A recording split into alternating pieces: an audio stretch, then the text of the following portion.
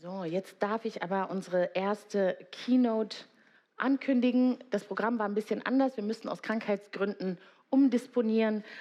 Simon Schaub wird uns aber später zugeschaltet sein. Er konnte leider, wie gesagt, aus Krankheitsgründen nicht heute hier dabei sein, aber die technologischen Möglichkeiten geben es ja her, dass wir mit ihm trotzdem in Kontakt treten können. Darauf freue ich mich gleich. Dafür wird jetzt aber Cara Daggett den Anfang machen. She's a researcher and writer interested in the politics of energy and climate crisis.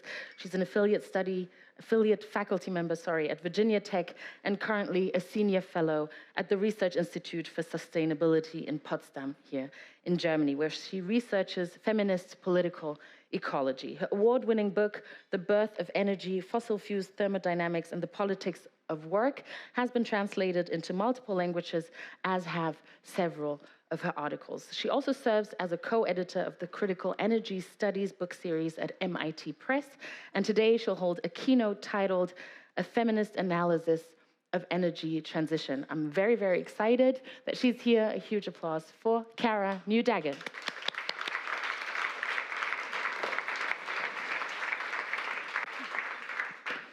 Thank you all for being here bright and early.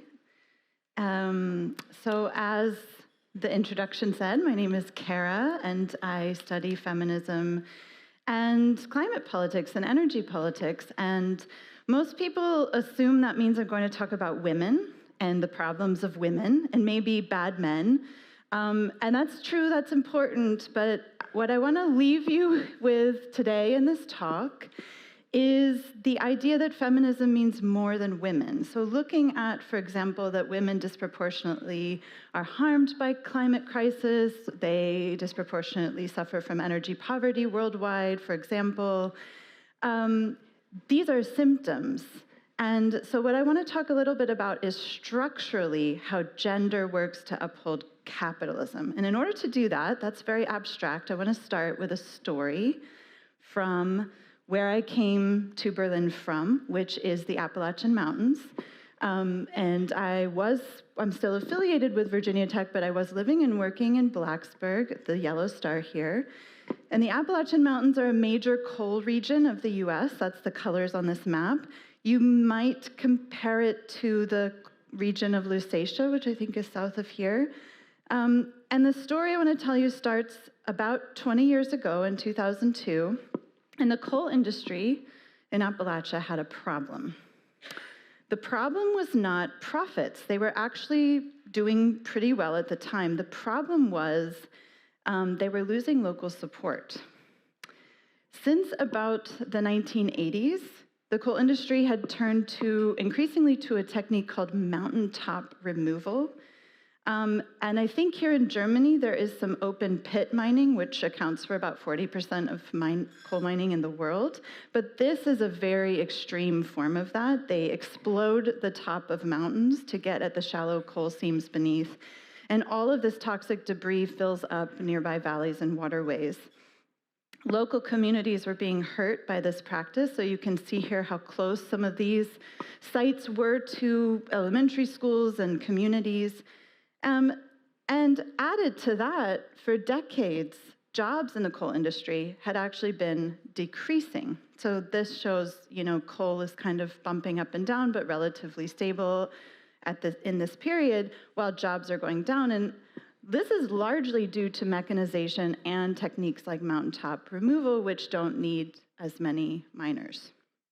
So the problem for the coal industry was the threat that the public was turning against them and was increasingly asking the state to regulate the industry, especially around mountaintop removal. These movements were, many of them were women-led. They were bottom-up environmental justice movements. And in 2002, when this story begins, Bill Rainey, who was the head of the coal lobby, you can see him here shaking hands with West Virginia politicians, called a meeting for the coal industry. And he in this meeting, they devised a plan which was a wildly successful multi-million-dollar ad campaign and public relations campaign called Friends of Coal. The goal was to attach people to coal and the coal industry, even as the coal industry was increasingly harming the public. And this was no easy task because coal workers in Appalachia had launched some of the fiercest campaigns against the coal industry in the 20th century, but the unions had really been decimated since the 70s. So the PR campaign played on nostalgia for the past, and what interests me and many scholars who have studied this campaign was how much that nostalgia relied upon traditional gender roles, and especially attaching coal to these heavily masculinized symbols in the United States, like NASCAR racing, football, the military, hunting. So the nostalgia was for strong coal and strong breadwinner men, breadwinner being like the wage that supports a traditional family, this idea of a nuclear family with a housewife and children. So that it was a nostalgia for those gender roles, but not for the unions and the community solidarity that had been around the union. And this meant that by the time we get to 2015, which is when Trump is first running for office and came to town, people were already primed to associate hypermasculinity with fossil fuels and with this sense of lost power. And Trump digs coal was in part about this building this nostalgia for an old order. So Friends of Coal was part of this dramatic shift from fighting King Coal, fighting the industry. Like here in 1921, you can see a picture from, this is the largest worker uprising in the United States, the Battle of Blair Mountain, where the military was called in to suppress this worker movement against the industry.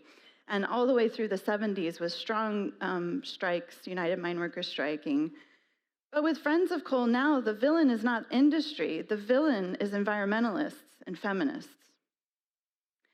So after the first Trump election, I was interested in the way that these right-wing movements seem to almost always combine misogyny and sexism on the one hand, and climate denial and support for fossil fuels, along with this turn towards authoritarianism.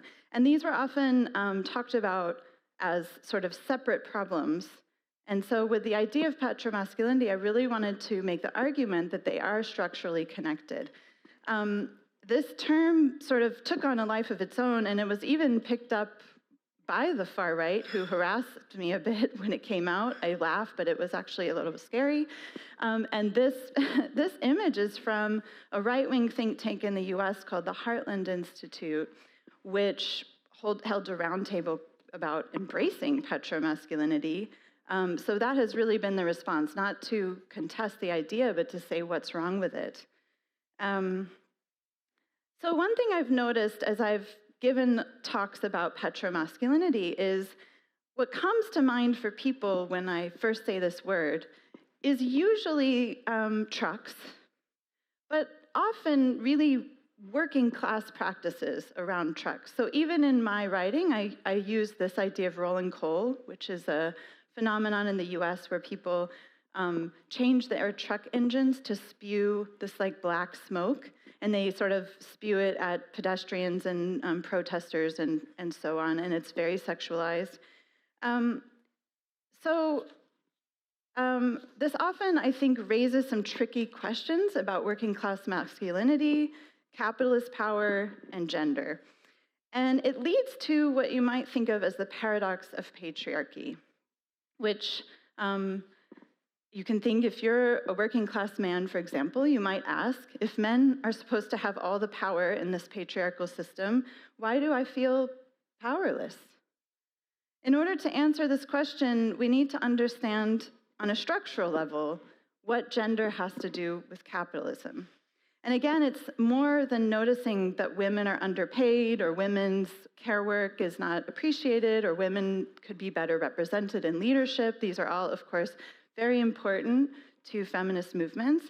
But it's about how these gender roles and this sexual division of labor help to uphold broader inequalities and power differences in terms of labor exploitation. So I want to give you two snippets from history to sort of situate what I'm trying to say here about capitalism and gender. And the first is to question the notion of the family. So you remember in this Friends of Coal ads, the importance of the family. And the right often uses the family as this very naturalized, timeless institution, like going back to the Bible or to prehistory, that it's very, it's sort of human nature to live in the family. But the family, of course, is a historical unit. How people have lived together, cared for each other, had ties of solidarity has changed it over time and also changes across cultures. And what we think of as the sort of American middle-class nuclear family is a middle-class invention that really cemented in the 19th century, right alongside industrialization. And here we saw the rise of something that has been called the Victorian cult of domesticity, where the more that you have these kind of polluted cities and workplaces and this idea of the market and the world of work and the public as this, zero-sum competitive place with no love, the more that the idea of this very separate nuclear family becomes the place where those values hold. So we have this kind of foil system at work. And this is also a place where there's love and it's clean and it's happy and you do leisure. And of course, it flies in the face of what is really happening at this time because many working class women are working, children are working. So again, it's a very bourgeois ideal. And also you can see this paralleled at the time in how nature is treated. So nature is feminized and women and the family are naturalized. And they are both these kind of support realms for the intensification of capitalist production with fossil fuels.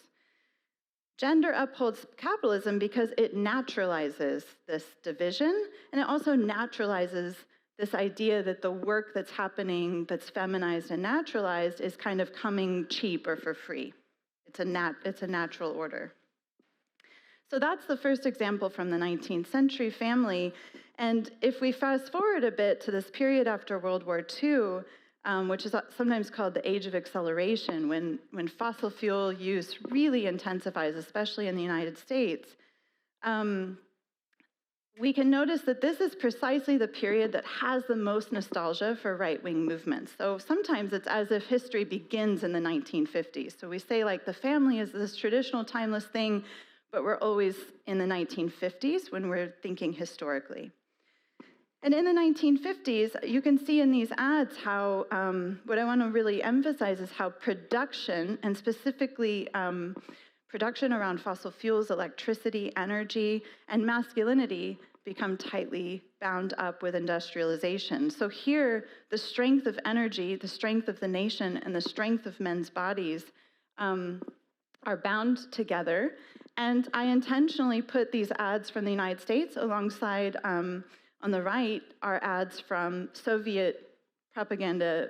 I mean, the left, you could also call it US propaganda. Both are kinds of propaganda, but this was really happening in the Soviet Union as well. This association between masculinity and production as the most valorized kind of work. And of course, the underside of that is whatever then becomes reproductive work.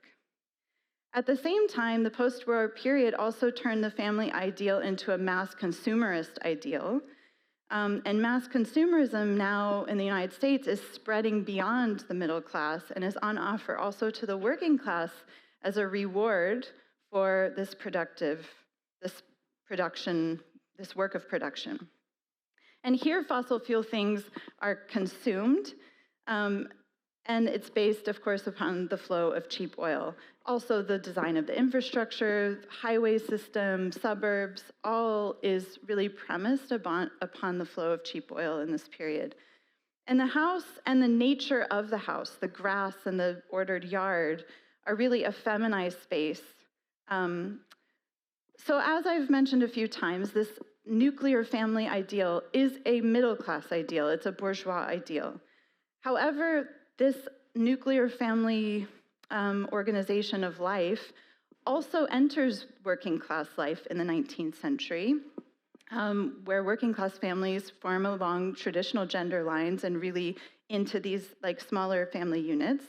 However, historically, the working class family was more a site of resistance to capitalism rather than support for capitalism. Working class families tended to be more fluid, with deeper community ties of solidarity and mutual aid. At the same time, gender roles did have a conservative tendency for working class politics, and still do. And you might think of labor resistance as gendered class power, especially in this period that I've been talking about, 20th century politics of fossil fuel. So in coal towns in Appalachia, in particular, which you see in these pictures, miners often lived in very isolated company-built towns where everything was owned by the company. Miners were often paid in company scrip, not even paid money, so they had to, and then the company owned the general store where they had to spend their scrip on the things that they needed. Women were not allowed to work in the mines, so they were, for the most part, completely dependent upon husbands and fathers and brothers to sort of survive here. So by their infrastructure, these communities sort of instilled especially intensive sexual division of labor that lasted well into the late 20th century. So in these communities in the United States, women have done much less, have entered the paid workforce at much lower rates than other American women. And I could speak to maybe later about how today, where gas is fracked in the United States, especially in the Dakotas, they are often called man camps because there is still this predominantly very gendered workforce and way of sort of housing that workforce. So the story of working miners, who are often pictured as men, often underplays how much women in this region did paid work, unpaid work, went on strike, were crucial in supporting their communities on strike. So the gender roles were constraining, but at the same time, gender was the container through which people resisted capitalism and through which people supported each other. Again, it was a gendered class power.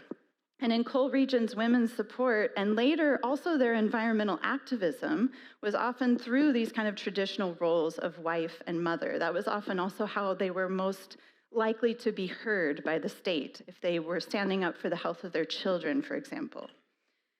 So with these two examples in mind, I'd like to return to this paradox, and I hope it's clearer that patriarchy under capitalism is not about all men being in power. It's a gender order where some elite men have power over many people, arguably everyone else, which is supported by an ideology that elevates masculinized forces and activities and bodies over feminized ones, and also over nature, which tends to be feminized as this other space of reproductive work. So patriarchy promises men a proximity to power, but ultimately for many ends up being a site of anxiety for men who are made to feel personally to blame if they don't achieve these kind of ideals of traditional or hypermasculinity. So to conclude, how might this tour of gender and capitalism help us understand climate and energy today? First, I think it helps us be a little more critical of the politics of productivism. So here I'm showing you this image that is often associated with what's called eco-modern masculinity. So this problem goes beyond heteromasculinity.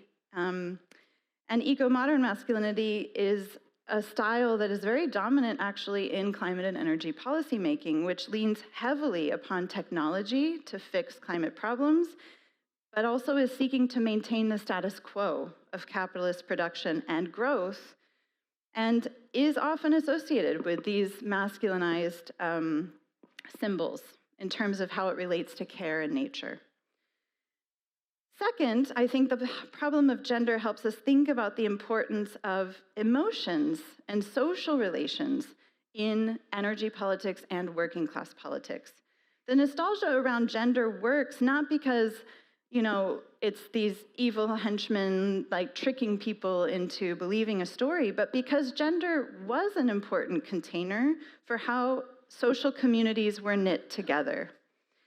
And these community ties have been devastated by the coal industry, extracting profit and abandoning its workers.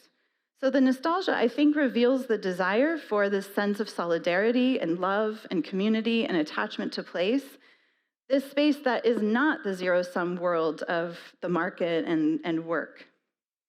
And I think a lot of politics of just transition really miss this. The focus is on, the narratives are typically jobs, price, like how cheap can energy be, and independence.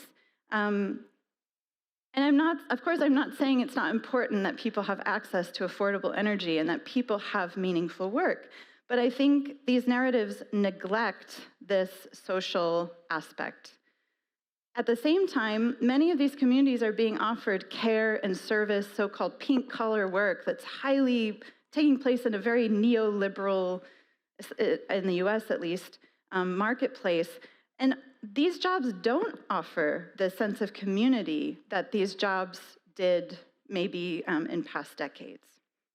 So I'll leave you with the thought that although the traditional family was the unit around which communities formed in this period, it is not a historical, timeless, it is not an ahistorical, timeless thing. Communities can be formed in different ways. Families can be formed in different ways. Communities can be rebuilt in different ways. And there are small but exciting movements, even in Appalachia, environmental justice movements that focus on just this, how to rebuild post-coal life in a way that honors social relations and also relationship to the land. So, to conclude, feminism means more than women. It's important to look beyond the behavior of individuals and see how the sexual division of labor is upholding a capitalism that I think is at the root of our climate crisis problem. Thank you.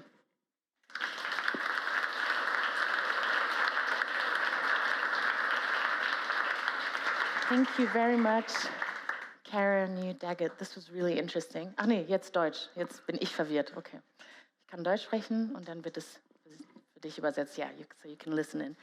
Gibt es Verständnisfragen bei Caras Vortrag? Gibt es irgendwas, eine Folie, bei der wir zurückgehen sollten? Nee, alles verstanden? Hallo Eileen, gibt es Fragen im Livestream eigentlich? Nee, auch nicht. Mensch. Ah, da hinten, da gibt es eine Verständnisfrage. Super.